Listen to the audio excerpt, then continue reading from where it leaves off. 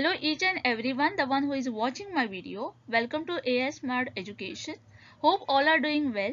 Students, today we are going to discuss about NTA UGC NET paper 1, and in this lecture we are going to discuss most expected MCQ on communication unit. और आज का जो topic है उसमें हम discuss करने वाले हैं barriers to effective communication, जो कि बहुत ही इम्पोर्टेंट सब टॉपिक है अंडर कम्युनिकेशन यूनिट। और आज का जो सेशन है उसमें हम उस पर जो एमसीक्यू है, जो इम्पोर्टेंट एमसीक्यू है, वो डिस्कस करने वाले हैं विद द कंप्लीट एक्सप्लेनेशन।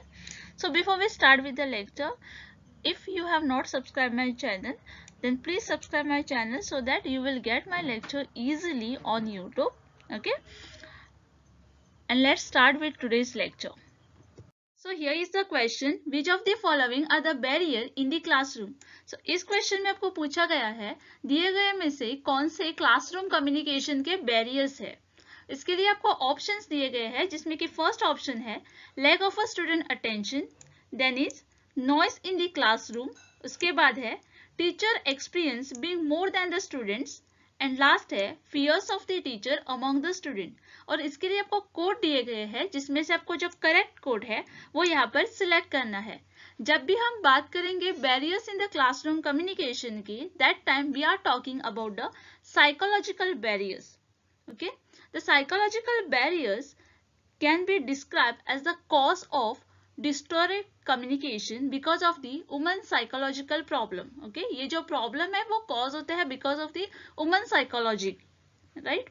सो उसमें जो फर्स्ट वन है वो है लैक ऑफ अटेंशन, उसके बाद आएगा प्रीमैच्योर इवैल्यूएशन, उसके बाद आएगा poor retention, then is loss of transmission, और इमोशंस भी इसके अंदर इंक्लूडेड है। जब भी कोई टीचर एक क्लास ले रही है तो उसमें जो बैरियर्स आते हैं वो होते हैं lack of a student attention, मतलब कि स्टूडेंट का अटेंशन उसके लेक्चर की तरफ ना होना।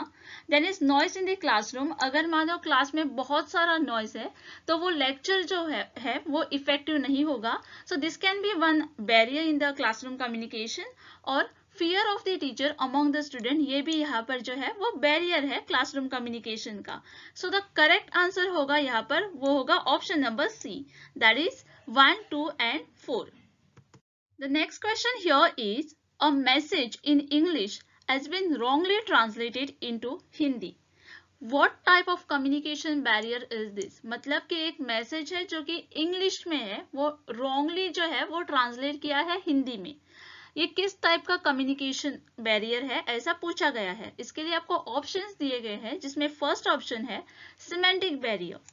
So semantic barrier to the communication are the symbolic obstacle that disrupt the sent message in the some other way than intended, making the message difficult to understand। यहाँ पर हम क्या कर रहे हैं, जो मैसेज है उसे अंडरस्टैंड करने में वो डिफिकल्ट बना रहे हैं। The meaning of a word, sign and the symbols might be different from a one person to the another, and the same word might have 100 of the meaning. Okay. Second one is psychological barrier. There are various mental and psychological issues that may have a barrier to the effective communication. Okay, some people have a stage fear, speech disorder, phobia, depression, and all these conditions are a very difficult to manage sometime and will most certainly limit the ease of the communication. ये जो barrier है वो person की psychology पर depend करता है। Then is physical barrier. Now what is the physical barrier? The physical barrier are mostly easily removable in the principle at least. It include a barrier like a noise, closed door, faculty equipment, use of the communication, closed cabins.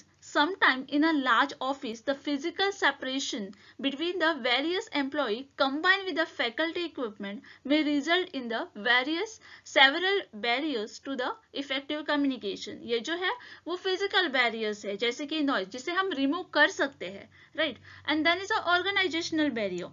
Organizational level of a communication involve the various method. Which of this method has its own problem and a constraint that may become the barrier to the effective communication, and most of this barrier arises because of the misinformation or a lack of appropriate transparency available to the employee. यहाँ पर जो correct answer होगा वो होगा option number A, that is semantic barrier. क्योंकि semantic barrier में हम क्या कर रहे हैं, जो मैसेज है उसे डिफिकल्ट बना रहे हैं किसी भी पर्सन को अंडरस्टैंड करने में। और इस क्वेश्चन में आपको कहा गया है कि जो मैसेज है इंग्लिश में उसे हम रॉन्गली ट्रांसलेट कर रहे हैं हिंदी में। That means we are making the message difficult to understand. So the answer A will be the correct here. The next question here is, which of the following correctly depict the different stages in the process of the communication? तो यहाँ पर इस question में आपको different stages पूछे गए हैं in the process of the communication, जिसके लिए जो first option है वो है translation of an idea into the word or a symbols, then is formulation of clear idea about the fact, opinion and the information, then is selection of a suitable media, then is decoding of message by the communicatee and last option is the feedback. इसके लिए आपको यहाँ पर code दिए गए हैं जिसमें से आपको जो करेक्ट कोड है वो यहाँ पर सिलेक्ट करना है।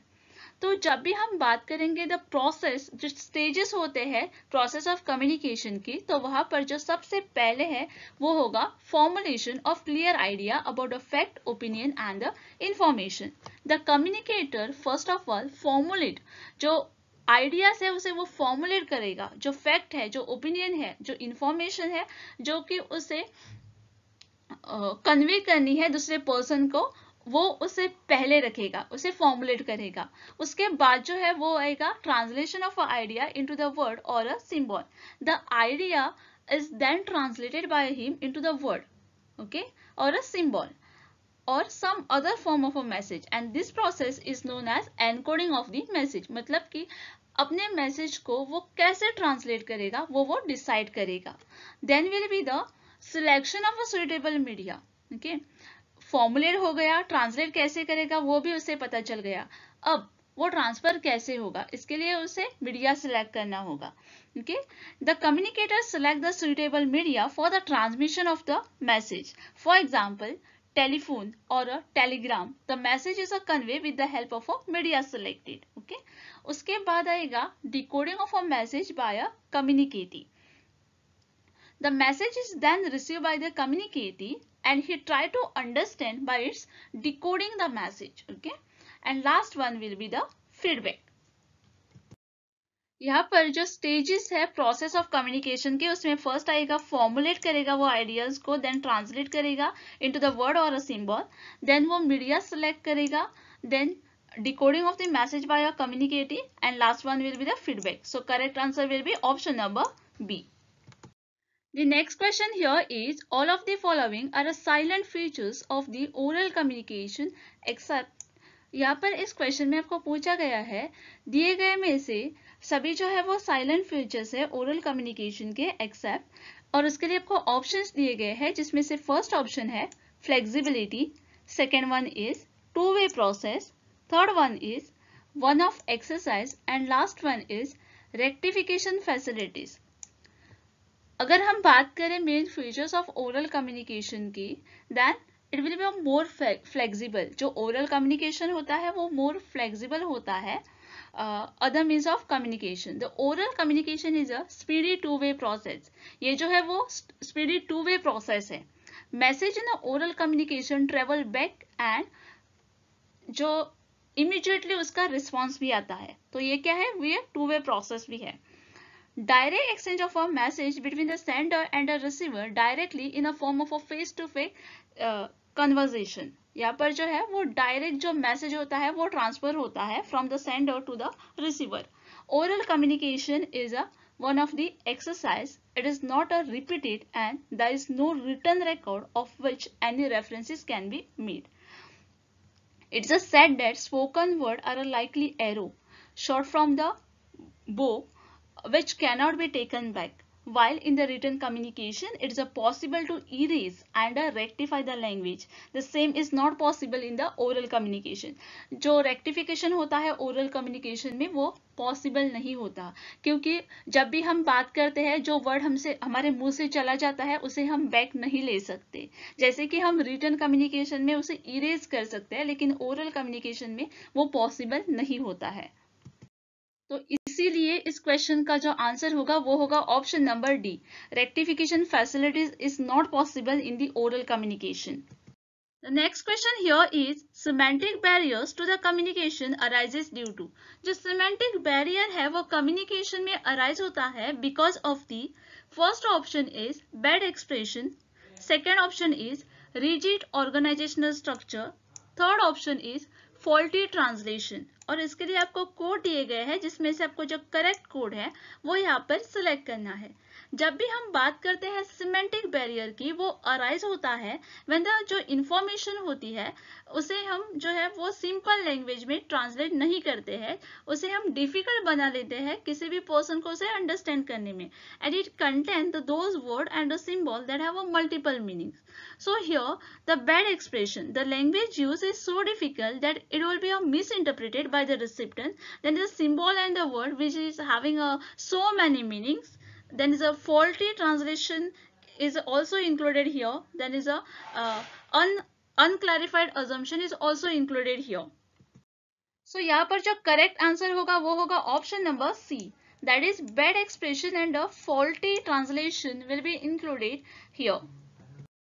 Which of the following can be considered as a psychological barrier to effective communication? इसमें से कौन से जो है वो कंसिडर किए जाते हैं as a psychological barrier to the effective communication? और इसके लिए आपको ऑप्शंस दिए गए हैं जिसमें से फर्स्ट है descriptive message, then is inattentiveness, then is too much reliance on the written word, then is limited retention, then is logical organisation, and last one is flow of the thought. Okay और इसके लिए आपको code दिए गए हैं जिसमें से आपको जो करेक्ट जो कोड है वो सिलेक्ट करना है. यहाँ पर जो साइकोलॉजिकल बैरियर होते हैं मतलब कि emotional barrier are a part of the human psychology, but it is a more depend on the state mind of the person. The feelings and the emotion of the communicator have hindered the delivery of the information. If the receiver is having any emotional or a personal issue, they are likely to less attentive, which could lead to the poor communication, right? So अगर मैं किसी से बात कर रही हूँ और वो जो पर्सन है, अपोजिट पर्सन जो है जो मेरा मैसेज सुन रहा है, वो अगर किसी इमोशनल इश्यू से गुजर रहा है, मतलब कि कुछ पर्सनल प्रॉब्लम फेस कर रहा है, तो वो मेरी बातों में उतना इंटरेस्टेड नहीं होगा. मतलब कि जो कम्युनिकेशन होगा between me and that person will be not that much effective. Okay तो यहाँ पर जो करेक्ट आंसर होगा वो होगा option number B, that is B, C and D. Inattentiveness, then is too much reliance on the written word and limited retention. The next question here is which of the following can be the major communication barrier to the online teaching? यहाँ पर आपको पूछा गया है major communication के barriers के बारे में जो ऑनलाइन टीचिंग में आ सकती है, जहाँ पर आपको ऑप्शंस दिए गए हैं. First option is technology, then is legalities, then is student community, then is culture and gender. और इसके लिए आपको नीचे कोड दिए गए हैं जिसमें से आपको जो करेक्ट कोड है वो यहाँ पर सिलेक्ट करना है. So the major communication barrier to the online teaching will be the technological barrier. अगर टेक्नोलॉजी आपकी सही नहीं है तो आपको जो ऑनलाइन लेक्चर चल रहा है वो नहीं होगा, right? So technological barrier is one of the most important barrier here.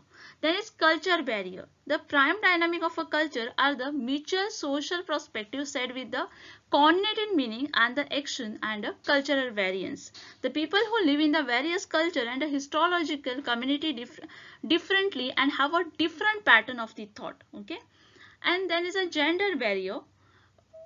Men and the woman have assigned the role in the society that accelerate the gender divided. The woman might not be very comfortable attending the lecture with the camera on, right? So यहाँ पर जो correct answer होगा वो होगा option number B, that is technology will be the one of the most important barrier here, then is the cultural and last one is the gender. All of the following are barriers to the effective communication except. यहाँ पर जो है वो effective communication के barriers है except one. So options दिए गए हैं जिसमें फर्स्ट ऑप्शन है absence of a noise, then is distortion of information, then is information overload, and last one is the none of the above. This is one of the simplest question I have taken in this lecture. The answer for this question will be option number A. Absence of a noise. Okay. अगर presence of noise कहा होता तो वो यहाँ पर barrier होता effective communication का.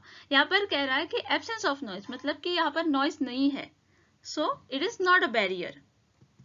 The next question here is the most powerful barrier of the communication in the class is.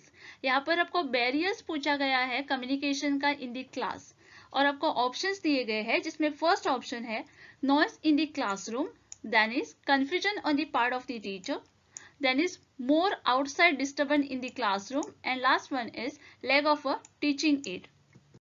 अगर आप इस क्वेश्चन को ध्यान से पढ़ोगे तो जो ऑप्शंस है वो सभी यहाँ पर करेक्ट है, लेकिन आपको यहाँ पर पूछा गया है मोस्ट पावरफुल बैरियर. ओके, तो मतलब कि आपको एक ही ऑप्शन यहाँ पर सिलेक्ट करना है. तो जो मोस्ट सुइटेबल जो ऑप्शन है वो आपको यहाँ पर सिलेक्ट करना है. अगर आप देखोगे noise in the classroom, yes it is a barrier, क्योंकि अगर क्लासरूम में नॉइज है बहुत सारा तो जो लेक्चर है वो इफेक्टिव नहीं होगा.